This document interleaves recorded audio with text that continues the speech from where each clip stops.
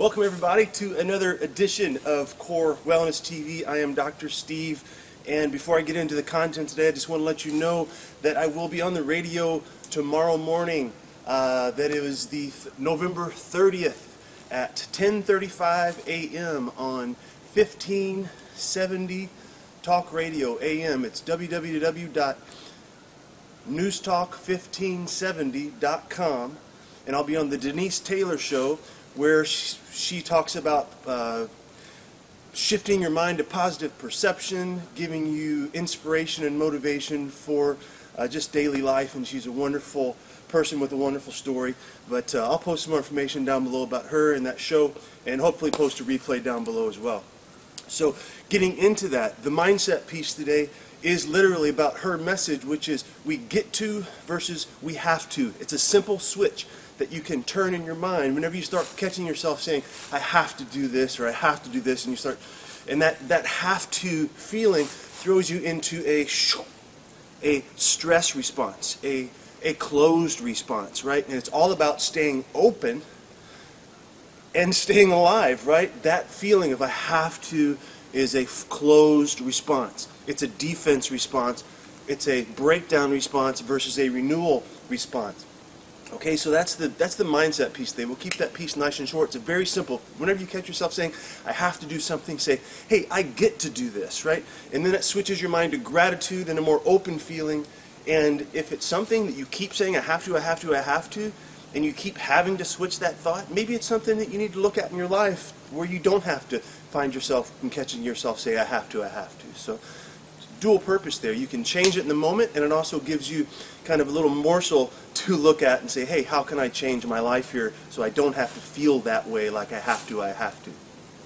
The next piece is the movement piece, and since I'm out here and obviously next to these big beautiful rocks here in Charlestown Park in southern Indiana, it's all about grounding today, and I'm going to give you a quick, easy take-home I don't think I've ever spoken about before on the show, and that is about the lowest expiratory position of your ribs and breathing like an owl's wing. All right, here we go.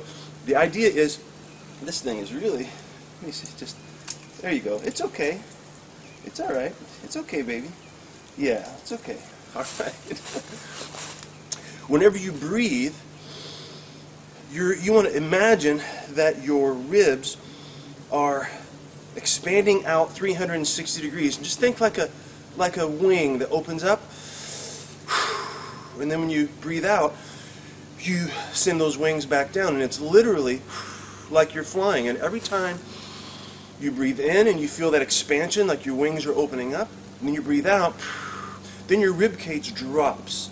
And that's what we call the lowest expiratory position. And this is your most stable position for your body to move through daily life. And this is how we are designed to live, with our body and our core and our center in the lowest expiratory position. Our rib cage essentially is what we're looking at. We want to live it with your rib cage in the lowest expiratory position. Are you noticing what happens with my shoulders? All the uptightness disappears when you focus on finding your lowest expiratory position. And it's important, especially for the front of your ribs, to find their lowest expiratory position, because that's the biggest problem people have, is what Pavel Kolaj in Prague calls the open scissors, or we call we're letting your energy spill out the front. And if you walk around with a forward tilted pelvis and an uptight posture, all your energy and your power from your center goes spilling out the front, and then you overload your back. That's why we have back pain and poor core stability, poor breathing. And not to mention, the breathing issues can also cause increased sensitivity to pain, fatigue, anxiety, because if you're breathing up high into your chest all the time, you don't get that good centered, low, powerful feeling you get. And it's a mind-body thing, right? When you switch your body into a low-centered state, your brain goes into a low-centered state, because your body and your mind is the same thing. Your body and your mind is the same thing, one thing. So find your lowest expiratory position, right? You get to versus you have to. And then the last thing is we're going to look at the the reason why greens are so good for you. And I can look around here right now And I can pick right here, let me bring this up to the camera, chickweed. Why is this green just now starting to grow? Let me make my way back up the hill here. This green is just now starting to grow because that's what it does. That's just what it does in nature, right? But it is full of omega-3 fatty acids, which gives it resistance to the freezing temperatures. This thing was frost-bitten a second ago, and now it is thriving and alive. How can it resist freezing temperatures? Because the omega-3 fatty acids in the plant give it a more fluid membrane. It makes the plant more resilient. Explain this in another video. I'll post that down below. But it makes it more fluid. The bottom line is you can handle more damage whenever your cell membranes are more fluid, or in the plant it's a cell wall. But you eat this. Yes, you can eat it. It's a wild edible.